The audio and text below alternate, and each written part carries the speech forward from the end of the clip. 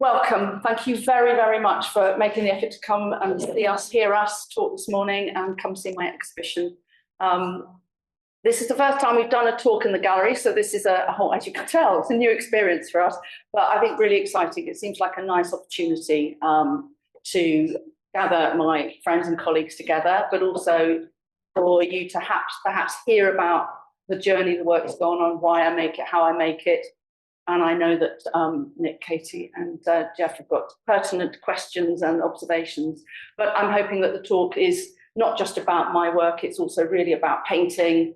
I know that many of you here are artists, so it's kind of hopefully interesting for you to hear about what's how the work comes about, how the process, if you like, might be applicable to many artists. I'd like to introduce my colleagues properly. So I have Nick Bodimeade, who it was quite scary actually. I started to think how long we've known each other.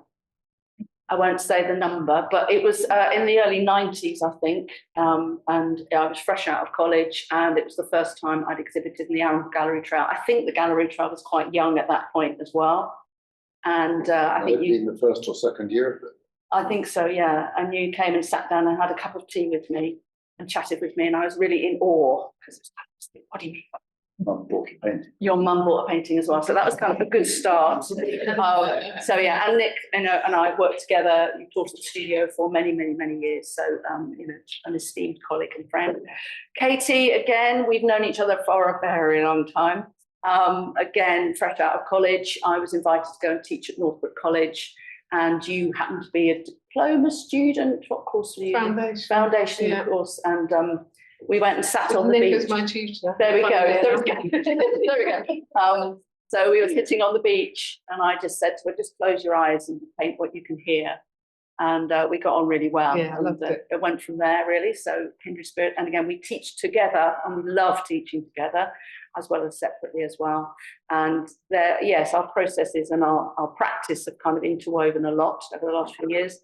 And Geoff, I met you when I was an exhibition coordinator at Horsham Arts Centre when I left college, and I curated exhibitions, and you were a tutor at Horsham Northbrook.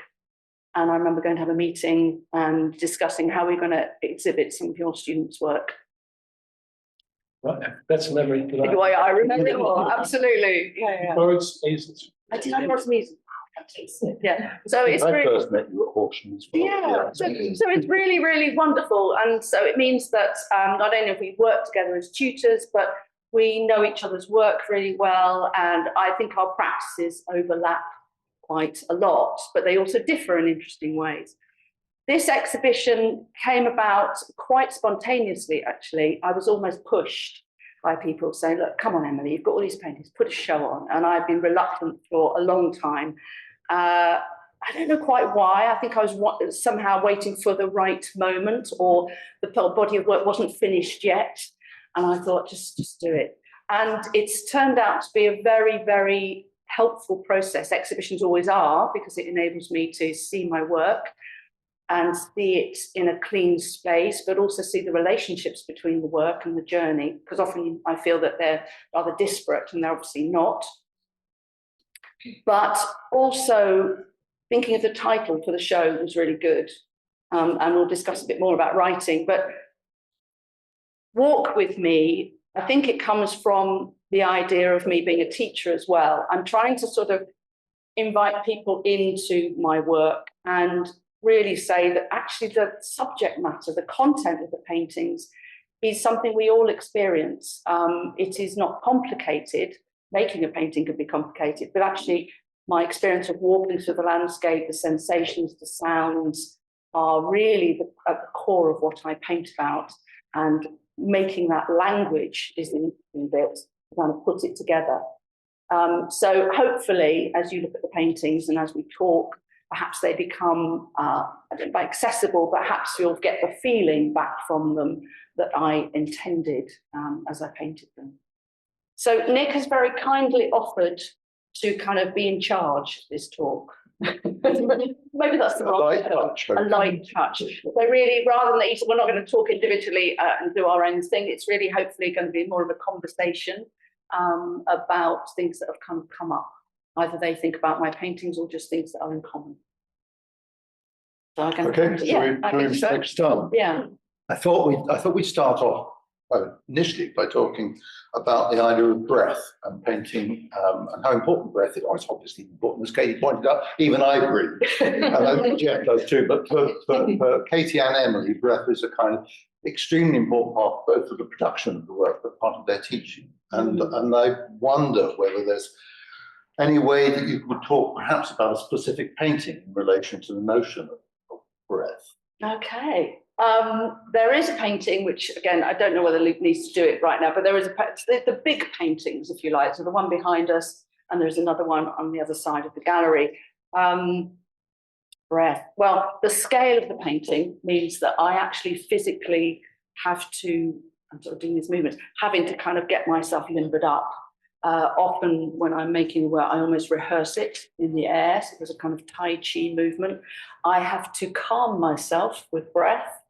So I see you're doing all of these things as you're doing that. It's like you're sucking the air. Absolutely. And actually, again, I was working with you, Katie, last summer in Portugal, and you led us doing Qigong on the beach. And what I loved about that was you sort of bringing in all of that. Yeah, bringing it in. So again, the inspiration, taking that in, calming you, but focusing you as well. And then there is actually the physicality of moving through the landscape. So actually the breathing of that is part of what happens in the work as well. It's probably slightly different for you, Katie. Well, I'd say, I remember years ago, before I really started bringing meditation and breath specifically into the teaching, I remember filming you down on the beach when you were teaching and you were talking about the landscape in this way. So, and since then I've started using meditation and Qigong, and there it is, all the movement there, which is all inspired by the landscape itself anyway, by our connection with nature. So it completely makes sense that anything we do, whatever we're making, is connected to the breath. And if you consciously bring it in, or even just noticing the effect of the breath. But I would also say, specifically about your paintings, that they breathe. I would say they have breath in them, which is something to do with the way your rhythm and touch of the paint. That there will be a sort of sigh in the application, and then in the vibrancy of the work as well. An uplift, a sigh, a pulse in the vibration. Yeah. That feels like a very And I think you do use that word. I do. Well, actually, breathe in. One of the big paintings at the top there is called Pulse. Yeah. So it is very much about that kind of. It's not just the breath. It's obviously, as it suggests, the kind of the pulse of life, blood, and all that sort of thing. Yeah, I think so. Is that something does that play a role in your work, Geoff? This talk of breath is interesting, because I hadn't thought of that aspect before. Probably more we're just moving and touch and so on. But I partly get a sense of breath as not just the making, say, of the drawings and the painting later, but actually the letting out and giving out to an audience, others to see our work. It's not just for us, a selfish sense. Yeah. We want to share that experience of the world that we share with others. So it in a sense, it celebrates that. Yeah. Love, I think. There's a thing, it seems to me, that happens with this breath is that once you're breathing, you're conscious both of, maybe you're conscious of the environment in which you're in, because you're inhaling it, bringing it into your body, but you are also very conscious of the body at the same time. And I wonder that relationship between, well, you talk about not composing as such, but you talk about a kind of bodily relationship with a particular kind of space. Yeah. And wonder if we can kind of tease out a little bit to do with the relationship between body, space, and the arena that these actions or these the stuff plays out on. Yeah. I never regard myself as particularly intellectual with my work. It starts, point of just, putting my boiler suit on, getting my wellies on, getting the rucksack on my back and walking. So, and the path, every aspect of being out in the landscape and walking is part of the work. So, the unevenness of tread on the ground, the softness of the leaf mold under my feet, the fact that the brambles catch and try and trip me up, the fact that, all of these things, pushing things aside, they become integrated into the work, very much so, that sort of physicality, that body movement. So yes, I think I like that. I think if it was all too easy, if it was just kind of sitting out there, even if on a really hot day or a really chilly day, or that physicality of how it affects my body and the movement is really part of it. Simply, there's an extraordinary sense in this painting over here. I could mine your painting. Mm.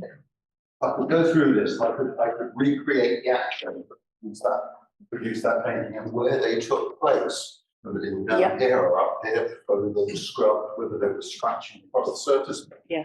The surface of the painting, but it's like a kind of like a diagram of its own making in some way. And it is never, so my paintings are never a fixed viewpoint. So I don't go somewhere and go, well, that's nice, sit and paint that, because very quickly I lose interest. It is everything. It's like what's above my head, what's behind me. And Katie and I, we do a lot of exercises with students as well, where we're using sound. And when you close your eyes, you're suddenly very aware of the physical space above your head, behind you, under your feet, the crack of a twig, so the paintings don't have a fixed viewpoint. So sometimes there's a little bit of air or something that I bring down because it needs to be down here on the painting, or something in my peripheral vision, some kind of twig will come through and I just bring it from there and I put it into the painting. So it's quite nice to have that 360 sort of 4D quality to the work. And actually when it does start to have a view, I get very grumpy and I start to upset it to stop it feeling it has gravity, it has a horizon line. I sort of try and get rid of it if I can. So that relationship between abstract and representation is not about picturing a specific space. It's perhaps about equivalence or making something like. I think so. I mean, there's a huge amount of observation. It may not seem it if you look at the work, but every line, every mark is from observation. So the way something bends or twists or has a crinkly edge or, tips or slides, there is directional qualities, there are edges, there are things that are about what it's really like, but then I feel like they're just ingredients and I can throw them all in the air and rearrange them, and I really love that sort of phrasing idea, which I think, Geoff, you do a lot with your work as well. In my own work, yes, very similar process to yours, but I found myself thinking that it might be this almost rarefied activity that so-called artists do. We go out and we draw, paint, whatever from the landscape, but in a more general sort of everyone sense, we're on a bus or a train or driving to work or walking somewhere around town. The world is, in a sense, the world is moving because as we're walking around and experiencing the world, we're not. There's the age-old thing that you stand still and you observe and you draw, paint the view, which is fine. But I always thought it's not quite complete enough. Yeah. And actually, the way we see the world, I'm always reminded of when I used to drive to work in Worthing, and seeing the wonderful Sussex landscape whizzing past me as I'm trying to get to work on stuff, which always was. But actually, that sense of the world is the smoothing space. And in fact, driving here today, I was thinking of Nick's paintings from years ago, the backs of trucks. Yeah. And when I first saw those paintings, I thought, oh yeah, I get that. Yeah. Just from being a driver, I do walk as well. But these sort of great big sort of almost abstract rectangles, abstract paintings in front of me. So I think that sense of moving around the world, as it were, is actually it's normal. It's more. It feels truthful. to me. Yes. I think a fixed thing doesn't feel like that's not my experience of how I'm in the space or what I do. I've always felt, I mean, driving, I've done paintings about driving, being driven, should I say, I don't draw and drive at the same time. But and that was fascinating because that was, you know, as you say, it's amazing watching the landscape go past you, but also the pylons, the arrows in the road, all of those things are fantastic ingredients. Although interesting, it's always the train, isn't it? It is. The train window or the car window. Yeah. Yeah. Just bring us back to art. Yeah, exactly. Yeah. You in the piece that you wrote about Emily's work, you use the word psychogeographical or psychogeography within that, and I was wondering if that was if you'd like to expand upon why you use that particular phrase. It's a useful term, I think, just for I suppose thinking about oneself in a space, and that we'll have a reaction to that space, which could be in awe, looking up at a cathedral building or something. We've got to be in the countryside, or seeing that sunset. But we'll have those emotional, positive and negative emotional aspects to a space that we're working in. And that's an aspect of psychogeography. And in a sense, it slightly puts a framework around one's work.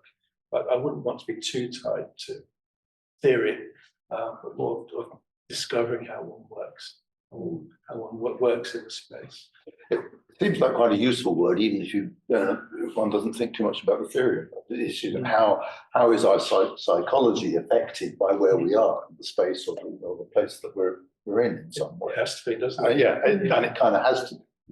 So it's sort of super obvious on one level, but more complex on another. I'm thinking about your interior drawings, and paintings as well, which is all about how on earth is Well, I was, as you were all talking, I was thinking that basically sums it up, the impossibility of painting a three-dimensional, living, breathing, moving, changing world onto a flat surface. And I've always sort of struggled with that, even just as a notion. And I fall in and out of love with painting because sometimes it's just not enough. I want the sound, I want the moving image, I want the writing, I want everything, I want the sculpture, I want everything all in one. And sometimes it does come for me through painting, but I specifically remember when I was foundation probably. I loved the physicality of putting on my rucksack, putting on my boots, going out in all weathers. But I remember the decision down in St Ives, thinking the landscape doesn't stop, it's too big. So I went from my feet all the way around the world in my imagination and all the way back to my feet the other side, and I just thought, I can't deal with this. And I went to objects, still life. That was when I did my foundation. Nick said still life is boring, and I always remind him. So I stuck at it doggedly. I love still life. Partly because of that, it was a real gift. But I absolutely love it because for me, that's my contained universe and world. And so there is still movement, there's still space, there's still above, there's still below. And that's my world. And then I sort of grew, well, if I'm drawing this object, then I can see that, then I can see that, then I can see your shoe, then I can see that. So it expands, but I can see why I had to contain. But then I have rooms, and I mean, every space I go into, I'm looking. So I could map this, and I can see the way out. I can see the windows. I'm wandering around with my eye all the time, which is, so for me, the interior is enough. Is what I love. It's not enough, but it is certainly a really good starting point to work with. And then the outside creeps in. But for me, going on a walk and it's too much. The reference to still life, I reminds me of the Giorgio Miranda's work. Just this intense looking at 5 or 6 bottles or jars or something. And to me, that's just a tiny little universe. Recording. Still life. Okay. So, and as long as it's not about the objects, it's about that. It's about the space. It's about the space and the psychology of it. And I'd say some of your smaller studies as well have got that element of like, it could be just a little arrangement, whether it's a hill or a leaf, it doesn't matter. The scale, it's sort of micro. So it could be a hill and a tree and their relationship, or it could be a leaf and a twig and their relationship. Yeah. Or a bottle and a bowl. Yeah. You know, Yeah. it's, Well, it does come to a point where I'm out there where I actually stop looking at it. I just completely, the work begins to, a mark, a blob, a colour, a movement. And occasionally I might look up just to kind of soak it in, but actually, like relationships, that's what's the conversation's happening in the paintings. And I just take what I need from around me, but I need to be in that space. It's the sensation of being outside. And what that does to my head, I think. Maybe it releases me, maybe it enables me to become more contemplative, meditative in that way to make the paintings. I suppose, it does trigger my choice of colour and my choice of brush, maybe. But after that, it becomes its own world, I think, probably. Yeah. I find that process of drawing, it helps if you don't, or if one doesn't think about making a picture or a clearly recognizable visual response. But so I find in some of my drawings in the concertina books, I know I'm mark making, but I try and keep it as simple as that, rather than does this look like that view? Yeah. And there's the looking out sort of across, also looking down as well. Yeah. So I think in that sense, that's something in common. Yeah. I think the other thing that helps me narrow it down, because it is all too much. I still get that same overwhelmed feeling. It's like there's too many possibilities. Really something that some of us do, and that's writing. So if I do have that overwhelmed feeling, or I feel I'm just becoming ordinary again, I'm kind of copying a little bit, I stop working and I walk and I write. And I do like a sort of stream of consciousness initially, and write descriptive metaphors, similes, just sort of let it all. I mean, some of them are really bad. It's bad writing to start with. But then after a while, there are sort of phrases that come about, or things begin to connect, or there'll be a word or phrase which is very tactile, really basic, a kind of word. And that'll be enough. That will be the thing that I hold on to. I write it on a piece of paper in the studio, I'll stick it on the wall.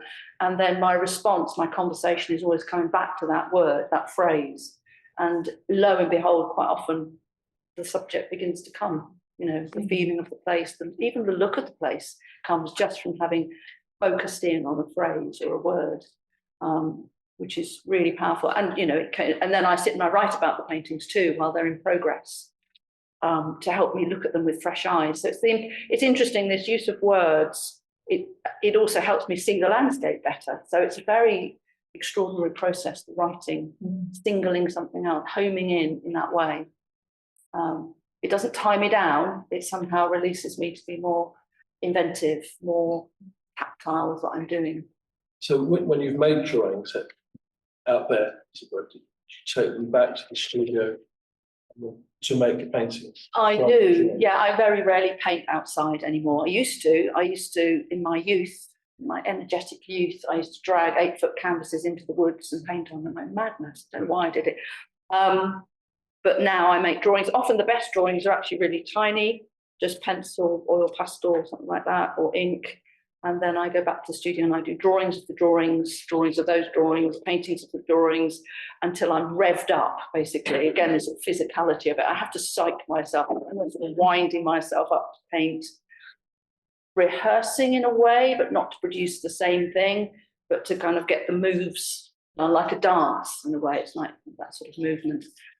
So the drawings are one, I love black and white drawings. I find them really helpful. It sounds like the studio practice equally important to the drawings you've made. Absolutely.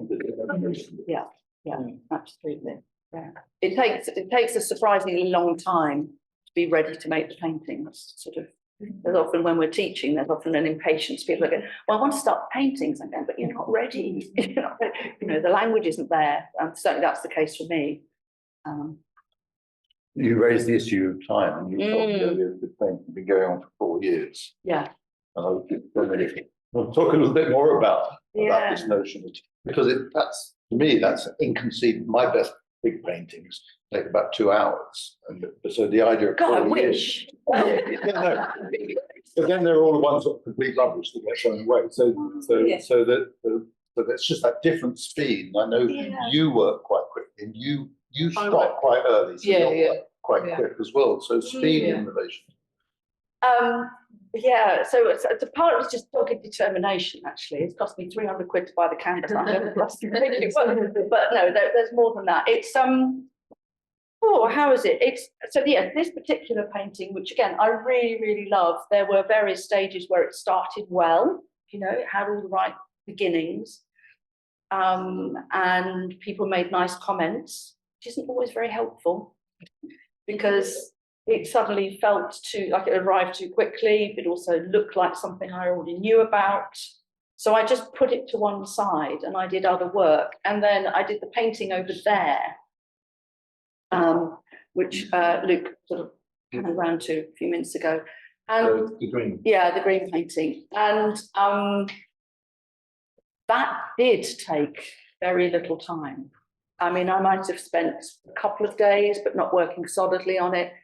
And I can't really remember doing it. I was sort of in a sort of trance state. I was so in the flow of what I'd been doing. I'd rehearsed so well. I knew the language so well. I was also excited about working with mops and buckets of paint.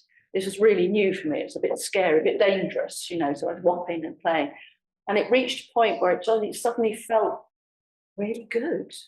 But I was not sure whether I could trust my feeling because it looked a bit sparse, it looked a bit bare, it looked, there was all sorts of doubts there, my own self-doubt, not that it didn't need.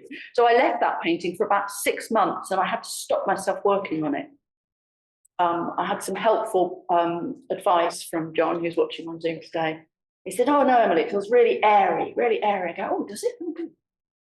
And I'm so pleased I didn't touch it because I kept pulling it out, looking at it. And then I got back onto this painting, inspired by the holistic quality of that. All feels really one, everything has a lovely rhythm together. And I just got the mop and bucket and I mopped this whole painting with that sort of earthy alizarin crimson, very, very thin, burying 80% of the painting, and then worked very rapidly into it and it arrived. But I couldn't have done it without that painting, and I couldn't have done it without listening to that kind of feeling that came back.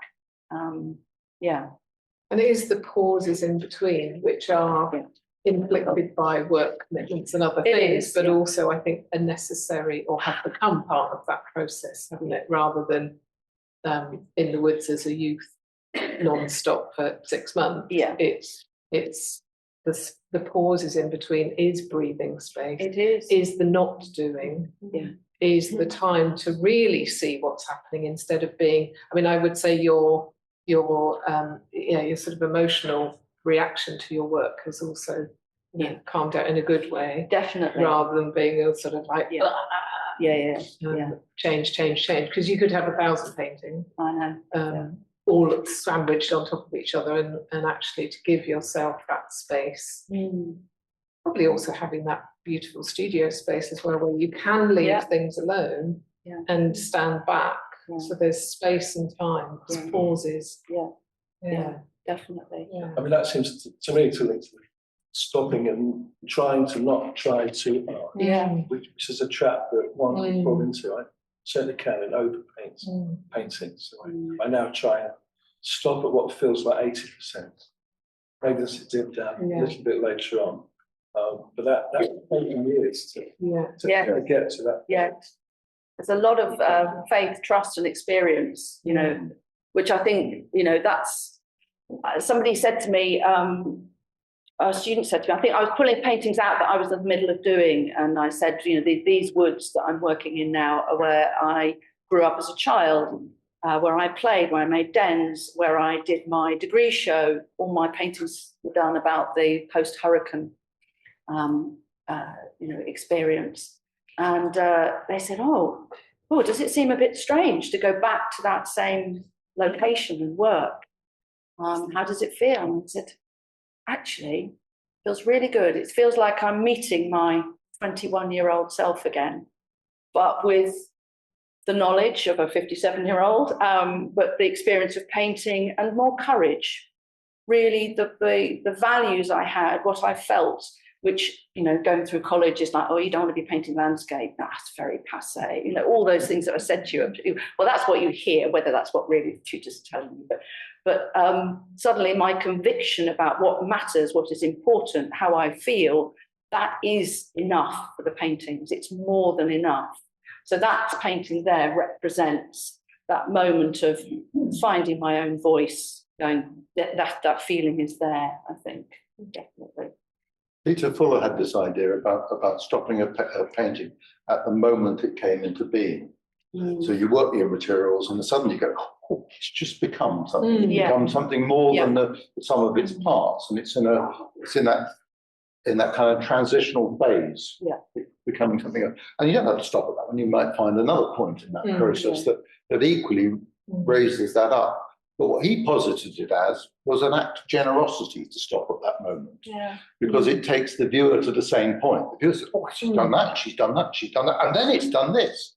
And so that they're not being. It's not about look how clever I am, but it's about follow me through this to this point of realization. And I think for me, particularly in that painting, it's got that terrific sense of just coming into being. When we were starting earlier, that you mentioned something about the landscape sometimes being frightening and terrifying. And I mean, I spoke to somebody the other day who had been trampled by cattle, and I hadn't stopped thinking about it since, because it just seemed like, how do you recover your sense of relationship with landscape after an experience? But also we've all gone through COVID recently, and I just wonder, you're going back to the woods of your childhood, but also that experience we've all had being out there during COVID, and suddenly the landscape being. Anyway, it was the thing that you've raised. Notion I think you know, lots of us talk about going to the landscape as a fantastic thing. It's wonderful, soothing, to get the air to move through it, to have the space is brilliant. But I do have a respect, shall we say, for it, a slight fear of it.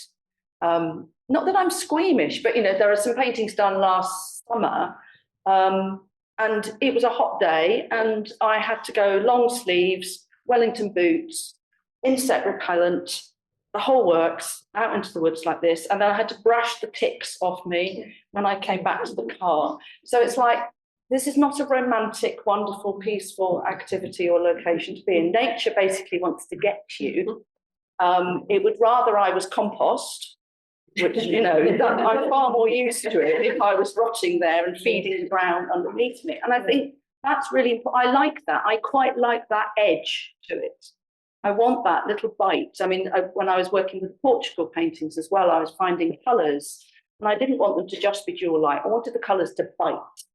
I wanted there to be a kind of flicker and edge, but also the landscape in Portugal, wherever you go, actually, it doesn't matter where it is. Portugal was just hard, bleached. You know, I did feel really vulnerable. I'm this pale little English thing, sitting on a hill, get sunburnt, but also everything around me is just flattened and beaten by the elements. So yeah, I feel a little bit like an alien, although we are part of nature, I get that, but I think it is not cozy. And I think that's a good thing. I like that. I want that in the work. I don't want it to be cozy. I don't know if you feel the same, Geoff. Yes, I totally get what you're saying, and I get this sense of if you're working from the landscape, it shouldn't just be about pretty views. It's more about the reality, whatever that is, in that space that we're in. But as we were talking, I was thinking of, I think the most important painting to me I ever made was from 1977 as an art student.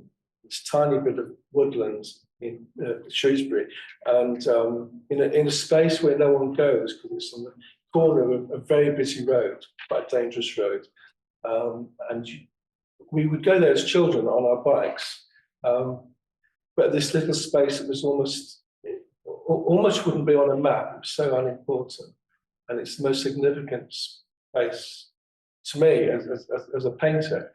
And I think I'm always going back to that space, even though it's quite a few years ago. I mean, in my mind, I'm going back to the space. I still have that painting in my studio. And it's the one item I would grab off the wall. I had to quickly escape a burning building. Yeah. But something about one sense of a space. I mean, you could be in the same space and feel completely different to me. So it's very personal as well. But I think we should just go with that. Yeah, definitely. But do you feel like that when you're painting about the sea? Because I mean, obviously, I can't swim, so I think water's terrifying. But I don't paint the sea. No, you don't. No, I swim in it. Paint people of it. No, I'd say I was thinking about your work around the window, the frame, and that actually that's part of my relationship in a way, is that I really like this sort of inside outside looking out. So I think the structure and that acknowledging that boundary when you're inside looking out, the train window, the car window, I think I probably often use, or I like garden spaces with this structure and containment. I don't find, I find it too big, the space out there. But I know a number of people who won't go for a walk on their own, especially as a woman, and I've never felt that. No, I don't feel that. I feel that my bare feet in the mud is part of is part of my connection. So I do a lot of stuff out there, and I didn't feel that COVID meant it was scary. That was the place that I went to. Yeah, it was being outside all the time. Oh yes, no, I think it was. Yeah, I didn't. No, in a way, it was the people that were scary. It was. So yeah, I don't really have a fearful relationship. I have a respect of it. I think respect. Yeah, I think But you're somebody that puts yourself in cold water. I mean, that's a very very particular kind of relationship with the space outside, isn't it? And your body and it. Yeah, but I will also go for one of my other loves is I will go for a walk without knowing my plan, and I'll just keep going. I like being in the space, not knowing quite what's going to happen, and I will find my way back eventually. I've been on walks with you like that. I go, do you know where you're going, Kate? No, but I look at the sun, I look at the landscape, that trees over there. So I do very much inhabit the landscape. So I think when you were talking about that painting that you felt you could describe it and mime it, and you used the word diagram, and I was thinking also mapping. So I think I'm constantly mapping the landscape. And that's what it does seem like an impossible task then. There's an Umberto Eco short story or title of something, a life-size map of the world. And that's what I always think of, is like, well, where do you start, where do you finish, and where do you put it? And you folded it up. Yep. Yeah. Nowhere to put it. Wow. Exactly. So you need another world. Yeah. To put your paintings on. I'm going to ask a question here which I'm really nervous of, and it has to do with a gendered view of exterior space. Yeah. And you raised that. You guys have both had children. You have a different kind of biological relationship, I suspect, to the one that we've had, in that you've given birth, and there are things out there which are very directly connected to you existing in the world. And I'm just wary of it because it's a peculiar one, but I'm also very conscious too of how often women abstract painters are photographed sat in their work, and male abstract painters are usually sat looking back at it. And I don't know where I'm going with this, apart from saying that the number of times that Like Helen Frankenthaler. Yeah, she is. Yeah. Surrounded by it, isn't she? Yeah. Yeah. You name it. Yeah. And partly that's a trope to do with photography, but it's also a cultural trope as well, which is that women are embedded in the world in a way that Matisse is there with a long stick scratching on the wall and is removed from it. Anyway, maybe I don't know whether there's an answer to it, but I think that's a good observation. Yeah. Because I would certainly say that my relationship to the world is so all over my body, all over the world, you know, that I suppose I use framing devices, but I definitely don't feel separated from it. So when I'm in an interior, I mean, it is contained, it is a sort of body around me. It's very physical and tactile, you know, so there is something about that rather than that. And you do get into your I do both definitely physically in it, inhabited. On it, amongst it, in it, wearing it, you know, absolutely. I mean, the touchy-feely side of it is just so important for me. It's just the tactile quality of it, all the, I don't like the word emotional, but you know, it's sort of it is my emotional response to a surface. It's not just what it looks like, it's just the feeling. It's really, I think, Geoff, you said it earlier, something about or that moment, that Peter Fuller thing, you know, where it becomes, it's birthed, if you like, it's right there. But there's a very strange, I don't know if it's because I'm a woman or not, I don't know, but yes, the intellectual aspect of it doesn't come till much, much later. It is, I'm experiencing the world through my skin, my breath, my feeling. Your gardening, your cooking. Yeah, all of that. All of that. Same thing. Yeah. All the paintings I used to do of my children, they thought I was giving them a loving hug. Actually, what I was doing is going, that'd be good for the drawing. So there is that. There's sort of that knowledge, that tactile, bringing it in, hugging it, bring it in, definitely. But Francis Bacon, my favourite quote, he wanted to wash the sensation back onto his nervous system. And I, you know, always love that. I know it's a well-used phrase, but I just think, that's what I want. Again, the word embody is often used about trying to make paintings, embody the experience. So, I take all that on board. I'll nick those phrases, I'll have those because they're really helpful to remind me why I'm painting in the first place. What is it I want back from my paintings when I'm doing it? And looking nice is just not enough.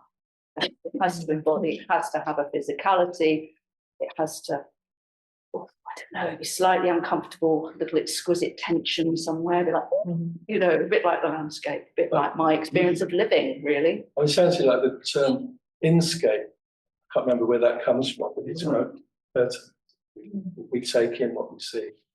Actually, if I go back 5 minutes and Nick mentioned COVID, in many ways a negative side. A positive to me as somebody who goes out and draws was just walking around the urban space where I live. And actually the close by world opened up, and for a while I would go for a walk with my daughter and we would just see these weeds growing everywhere. I certainly didn't know what they were called. And people started to write down the Latin names of the weeds as well. But sort of weirdly, I thought, well, I'm actually living in the landscape. It happens to have roads and pavements and houses and shops, etc., built on it. So I suppose this sense that the landscape is out there, and we've got to travel somewhere to see that.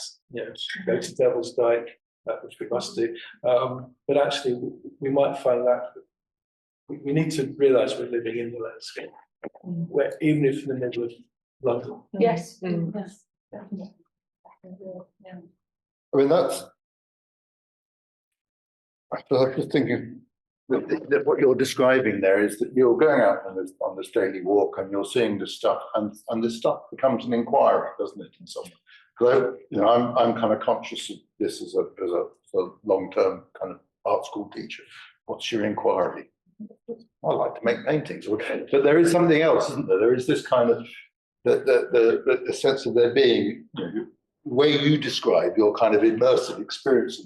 That's an inquiry, isn't it? And the painting is one manifestation of that ongoing inquiry, but it's a much bigger thing that you're thinking about and looking at. And similarly, when Katie was describing the relationship between painting, mothering, cooking, warping, that's again seems to me a kind of set of linked activities that become an inquiry. Yeah. We did. So are we going to stop now and go open up for questions, Would or be nice. I mean, does anybody wants to ask any questions? I have two questions. Go on then.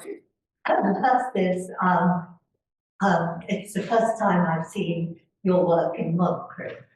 Okay. Yeah. So what happened? What happened? Oh, I think maybe I don't always show the monochrome work. Do you mean the paintings or black and white? Yes. Black and white. I've seen them here. I've not seen them before.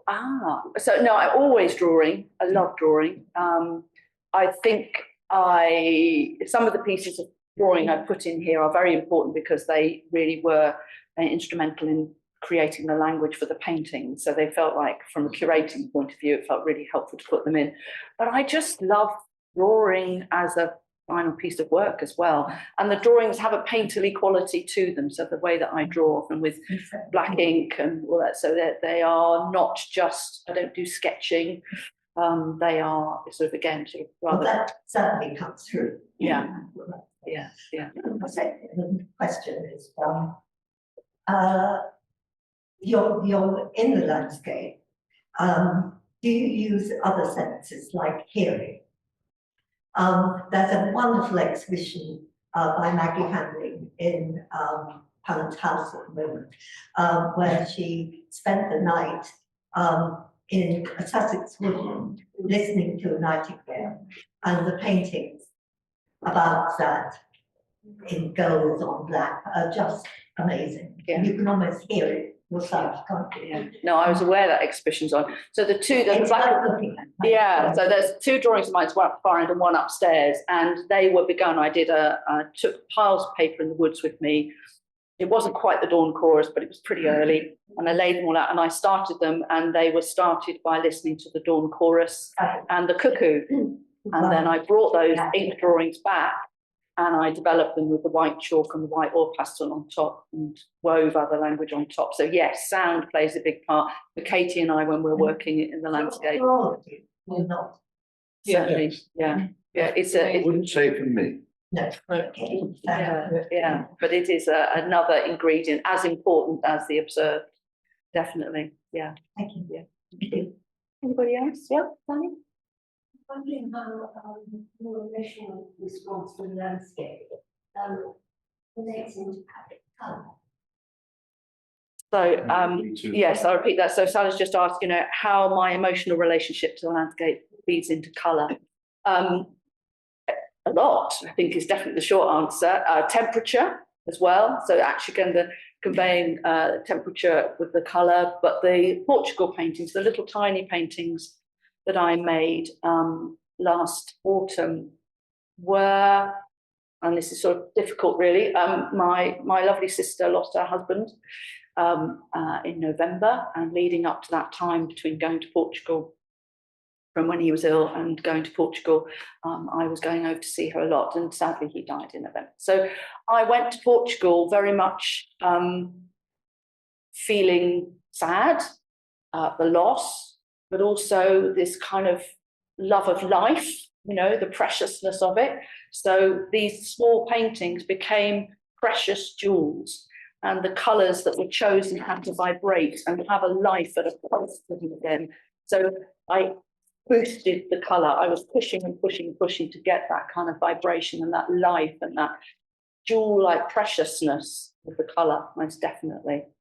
Really important. Sometimes, again, the colour is in response to smell and to sound. So it's sort of, the colour is, again, not always observed, it is heightened to kind of give back a whole range of different things. Luke, you've got a question? One from Zoom. Dee asks, you each talk of being in the space, and I wonder how you relate to the sense of the space being in you as the aware presence that's intimately experienced in the space itself and everything it. Okay. Basically in you, yes. The space in you. I find drawing, that if I'm moving, the psychogeographic drawings, trying not to stand still. Occasionally, pause can't be avoided, but I get a sense that that process is taking what I see in, and actually maybe it's all its own consciousness that we see and think and feel. That's how we are. Although obviously we're connected to everyone and everything else. How we think of that, I think probably is self. Yeah, a Buddhist may have a completely different point of view. I have a word that I've written down that I'm going to try and form a question around, which was this word of porosity. And I quite like this as an idea. I'm not sure that I experience it on a daily basis, but the idea that I'm not an enclosed unit. I take stuff in and stuff comes out on the most obvious level. I eat my shit. It's a system. And so that internal space and its connection to an external space, I think is an interesting one. And I think it almost feels like a kind of politically important one. That somehow that we don't think of ourselves as these separate units that move around the world. Yeah. I've got this image of like the robotic Hoover, that we're not this robotic Hoover just going taking everything in, but that we are porous. And from a Buddhist point of view, we're just particles, part of everything else. Everything is transient, nothing is permanent. So you have a sense of that through touch, through sound, through breath. I find drawing helps me to realise what you're saying. It's not just these marks on this piece of paper. There's something more wholesome going on, which I can't theorise about. Well, I think that's why we draw and paint, though, isn't it? Because I don't know anything until I start drawing and painting it. I just don't know. And I find out as I work. And it's just this massive, it's this sort of back and forth and exploring, internal, external, and things come up and you take it and you chuck it away. It's just a very strange activity, really, a wonderful activity. There's a beautiful quote that I heard just the other day, and I can't remember from what. I know it's a Buddhist poet, perhaps, but he from a long time ago, but talks about, in this paper is the cloud. In the cloud was the water, the rain. In the rain was the water that fed the tree. And the tree was the stuff that made the paper. It's more poetic than that when but if anybody can remember the reference. But it was just beautiful. It's like it is in every. So, everything, the trees that you're working with are going to be the compost on the ground. I loved your phrases like nature would rather I was compost. That's just a brilliant one. It's like, eventually we all will be. There's I don't know when it started, but the downs are now covered in very large piles of human excrement. And which they then put a tarpaulin over the top of. But it's the most explicit kind of way of thinking about our bodily relationship with the landscape. It's up there, huge piles. All over the South Downs, all over this. You may think it's animal, but it isn't. It's stuff that's come from the slurry farm. So that relationship between what's grown up there, what we then eat, and then what goes back up there to produce more stuff that's being grown is quite clearly going on in a way that we used to pretend it didn't. Absolutely. Good question, Dee. Yes, thank you, Dee, for that question.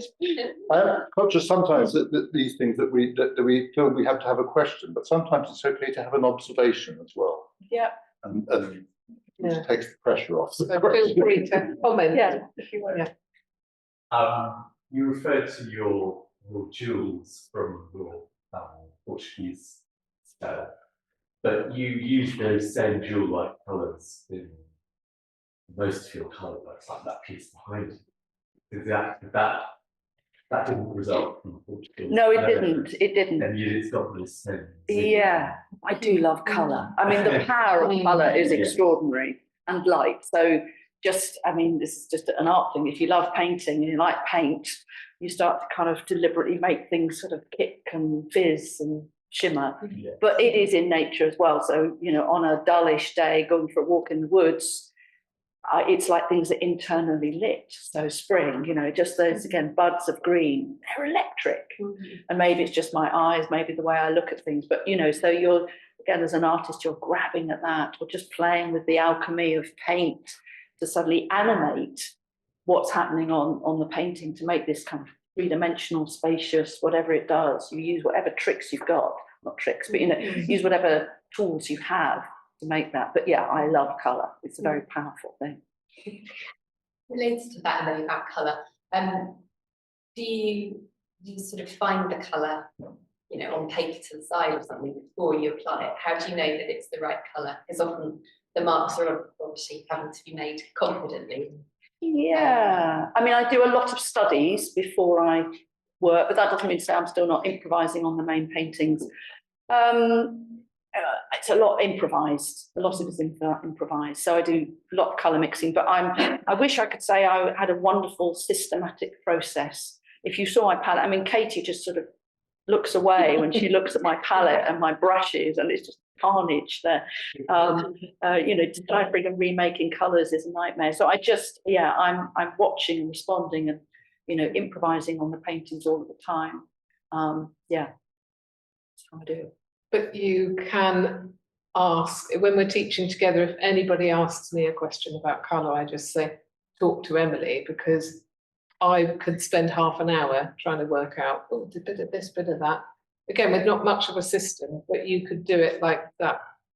You can see a colour and go, well, you just need to. Yeah, I sort of, I can see what's in a colour. Yeah. And I just, and proportions as well. So that's probably come from, in my 20s, sitting in the landscape all day, every day, painting, going, how the hell do you make that green? What is that colour over there? And I would work it out. And I go, that's very purpley, that, and what kind of yellow? So, in all my teaching, you know, I take it apart and so I know it, I've learnt it, if you like. I think that's if we take somebody that we recognise as being a terrific colourist, and that'd be Howard Hodgkin. If you actually look at the Hodgkin paintings, the palette is a relatively limited one. So I think that limiting the palette, also things that you begin to find that you know how to work with, is useful too. So you've got a colour language which you can change and modify. But if you throw everything up in the air at the same time for every painting, then there's that problem, not being able to transfer knowledge from one to the other. And we get this in Hodgkin fantastically. I think he's got this vocabulary of these kind of vicious greens that you'll play off against oranges or cadmium yellows and so on. But every colour palette you creates a mood as well. So some of them just will not fit. So you could love these colours to bits, they could be your favourite colours, and that's another trap to fall into. But, you know, so although perhaps in this exhibition there are some that perhaps share the same palette, if I look at all my work, I wouldn't say that, you know, oh, well, Emily always uses those colours or whatever. So you shift that palette to kind of generate the mood, the light, the feeling as much as you possibly can. Yeah. Sorry, I have another one. Go on then. I just thought about it. Your paintings are rectangular or vertical. Have you ever thought of making your canvas a different shape? Oh, have I thought of making my canvas a different shape? I've thought about it and didn't like the idea of it. It's really weird. I really feel playful and improvisational and daring in my paintings within the rectangle or the square. But you start making them odd shapes, and I start to go, there's enough to deal with, if you like, within that. Yeah, but no, that's good. No, I mean, I love it when I work. So one course you did, which was expanded painting. So I love Jessica Stockholder's work. There's so many artists' work I absolutely adore, and I wish, you know, there's a bit of me that wish I could sort of grow the paintings onto the floor, out the door, you know. But it's not something I've done. But I do love work like that. It's just really. I painted a lot of circular paintings and a lot of elliptical paintings and irregular quadrilaterals, and Yeah, and it was just a really good way of shooting myself in the foot. Yeah, just purely in kind of economic terms, they were difficult. And they really shook up the architecture. So a rectangle sits very nicely within the rectangle of the wall, within the rectangle of the room, and so on. So it's a lovely blank canvas in a way. As soon as you get into a shape, and you've got this. It's just, that's right, something else is going to circular. Even circular. It draws attention to itself too much. What I really want, I suppose, is I want people to be drawn into the paintings and not be aware of the edges as much as possible. So I have to make them different. It becomes a different thing, definitely. Yeah. I suppose it is our history and our architecture. So we are brought up with windows, and yes. so we read the them. is a massive thing, isn't it? Yeah, a book and a window. Yeah. They're our language. Yeah, definitely. There was another question. Yes. The physicality of actually applying a mark is obviously, is it affected by your mood? Do you attack the canvas? Do I How attack? did that work then? Have a relationship. You seem to be powering now. Yes, I suppose it does. I try not to let it actually, because actually painting angry, I used to get told off a lot for that. I could be told off. Well, intent, I think. Yeah, it's the intent.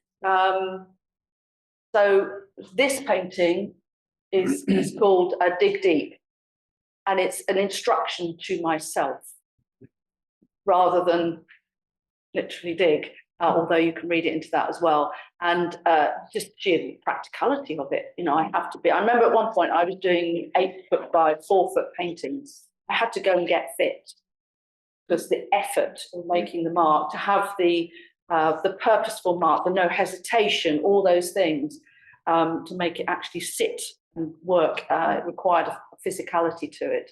But I think mostly with all my work, I have to have a courage, and I have to be purposeful and have no hesitation. If I lose that, the mark just goes, you know, and suddenly it doesn't sit up, it doesn't talk to the next mark. So again, it's working with the body. Just having watched Louise Ballard attack a canvas with enormous brushes and masses of paint, and David Tress does very much the same. Yeah. I was just wondering if you actually do that. Yeah, I do. I mean, if you're working with a massive brush or a mop, you know, You're going to go like that. you've got to go like that. You've got to do what will look from the outside an aggressive mark, but it's just what it has to be. Do you go back to the mark and change the mark? I might revisit the mark if it needs it, but not in a prettifying way, not in a tidying up way. That is also, so again, if the mark doesn't have enough physicality, enough presence, I will go again to kind of reinforce it, intensify it if I need to. Yeah. So when you go to do a large painting and you've got a lot of sketches, you look at the sketches, push them to one side and do the painting. I do look at the drawings, the studies, but there also comes a point where I have to take them away. I can fall into the trap where I'm looking at them too much, and I begin to try and copy them. And if I'm doing that, then I'm not giving my full attention and energy and mark to the mark that's there. So then it becomes improvisational. I've done enough, if you like, in the way of studies. It has to be, and that's where the best paintings come about. Paintings like that, where I just improvise and dance with it, and let it be what it wants to be. Would that always be in silence, or would you sometimes? Interestingly enough, I cannot work with music on. So when I'm really painting well, it's silence, because I start to paint the music. I just get so affected by everything else. It's a very, you're on a kind of fine line with what I'm doing. I mean, I generally work in silence, but it's sometimes fun just going to put some Led Zeppelin on to stop me thinking too much. Yeah. And for a while, not for hours on end, and that helps just to free me up and to stop too much thinking and see what happens with the mark making, even if it's marks with a brush and some red paint on it. Yeah. I tried working with a metronome Oh, did So it was you? not music, I would actually set a metronome. That's quite good. I like So that, that. so that I had to work at the pace of the metronome, so that it meant Oh, I that think I need jazz. I didn't do it for very long, like a few days. doing it. Wow. Yeah. Yes. You used the word improvisation, and I realised that one of the things you had on your list was improvisation and collaboration. And I think, and I just think, sort of interrupt the kind of, we can go back to questions in a second, but I would like it if you kind of meant, so I know that your collaboration with Kate has been an important kind of. It really has. I mean, we've literally collaborated recently. Yeah, We did a big yeah. painting together. We Again, loved it. we loved it. We didn't talk Yeah. to each other. We just went to a piece of landscape. We had a nice time. We did some drawings. We came back, put a huge piece of paper on the wall, Yeah. and we just worked. And we worked past each other and into each other's work. Yeah. It was fantastic. So I love doing that. And more recently, I commissioned my son to write a piece of music in response to being in the woods, but also my paintings. And he was finishing his degree at that point, and so it became a piece of his work. And it was I might be biased because it's my son, but I think it's a beautiful piece of music. And what I want to do is begin to listen to that and begin to paint in response to his music, and then go back to the woods and so on. And I've actually commissioned him to do some more. So I think going forward, there's more of these paintings in the pipeline started, but also I want to use the music idea. And I was really fascinated when I saw, Geoff, that you have been working with a musician as well. So Yes, I'm currently working with Tobias Wheel, and he initially improvised, composed music on keyboard to looking at a video of one of my concertina sketchbooks, which was about a year ago. More recently, he's written a longer piece with choral elements, and in fact, I mean, literally the last week, I've been playing that in my studio, seeing how that influences not just what I do, what colours I put down or the kind of marks, but how I feel, the atmosphere in the studio, and that has sparked off a new series called High Downhill Chorus, which I put onto Instagram. So there's interesting things happening there. We'll exhibit that work later this year. I think it's my favourite thing to do, improvisation. I just think, it's just, that's when I start to really enjoy myself. So I often do it as a warm-up, and I go, this is how I want to paint all the time. Just this improvisational way of interacting with it. I've been bringing dance with music in my teaching and in my own practice, which again is just movement for the feel of the movement, without the subject. The subject is the movement. Yeah. So that's where I'm heading that way. Yeah, it's music and dance. And that also raises something else, which is with talking about teaching as well, and the collaborative nature of teaching in itself. You put an idea out, and then it's returned back to you, changed. You then have to improvise in relation. It's a continuous process of exchange that's involved in that, which is quite different from the single artist in the studio doing it all themselves, and perhaps is less talked about. It's not quite so marketable in our market terms as the single genius going off and making a painting. It's much more collaborative approach. But it has been in the Turner Prize a couple of years ago. There were loads of collectives. They've been popping up. This idea that the art practice is not, it's not the singular artist anymore. And I think that's where the marriage of teaching and creating your own work can be really helpful. Finally, after all these years, instead of thinking, when I stop teaching, then I'll do my work. It's like, actually, all along, it's fed me in more ways than just money. Definitely. Yeah. Definitely. Makes it really enriching. It's lovely. Yeah. Coming to Need to keep an eye on. Yes, what is time constraint? Well, it was going to be an hour. We've gone slightly over, but that's nice. 5 minutes. I thought we were going for an hour and 30. Oh, well, I don't know. The people might get. Maybe If anybody does need to leave, you are free to leave. Don't be shy. Well, maybe. Are there any other final questions anybody wants to ask? Can I just say that I found the whole thing very nice. Thank you. Pleasure. I want to be you. I think this is a collaboration. Yeah, it is a This- collaboration, The yeah. whole thing. I'm curious about how you become so embedded in landscape and environment. Is that something that you've consciously worked towards, or have you always felt like that? I personally, I mean, it's like this thing about meeting my younger self. You know, it's where I grew up. You know, I lived near a wood. My parents love being in the landscape. My mum's a gardener, a fantastic cook. You know, it's. So are you saying that if you grew up in an urban area and you didn't have those inspirations, would you not have evolved such consciousness about your? I don't know. I mean, that's down to the individual, isn't it? I think whether then you would seek it out because that's what you wanted. But it's so integral to me as my childhood and everything that mattered to me and everything that was brought up that I think it's sort of inevitable. I loved it. I gravitated toward, happy to be in it. Really, I think is where I'm, and I'm now accepting that that is who I am. You know, that is inside. It's inside, yeah.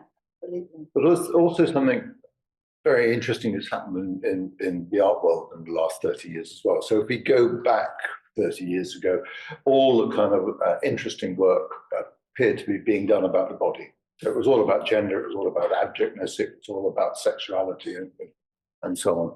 And landscape was seen as an area. There were a few people doing stuff, so there was Richard Long and Andy Goldsworth and people like that, you know, often derided as twig stackers, but people out in the landscape kind of working the landscape. But there was very little in the way of painting that was regarded as being of any interest going on in terms of landscape painting. And about that time, Simon Sharma wrote A Landscape in Memory, which was a really interesting book where suddenly we were talking about landscape as being central to culture and our sense of who we were. And since then, there's been a flood of books and paintings and exhibitions, but also an environmental movement has developed in the last 30 years, which has put our relationship with landscape first, and you know, as a priority. So it's such a different world to the one where we perhaps all kind of, were inhabiting, you know, that back then. And now it's a big deal, you know, regardless of where you live and what your what your interests are. But also interesting, somebody said, oh, you're a landscape painter. I went, no, I'm not.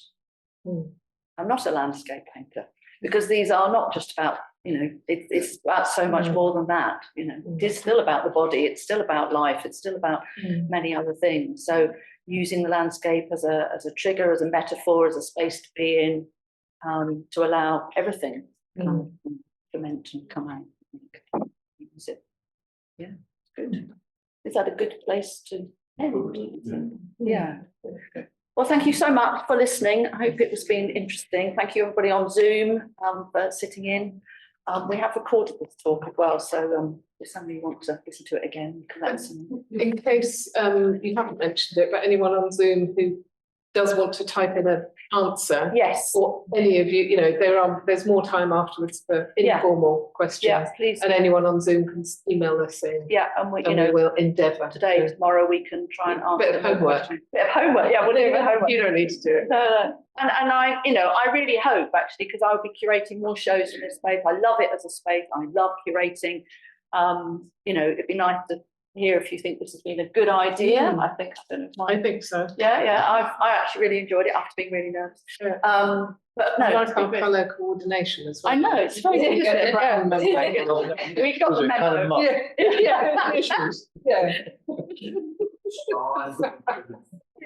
exactly. So I think it's really, really good to kind of start conversations about creative process and you know, involve. So thank you very, very much. Thank you.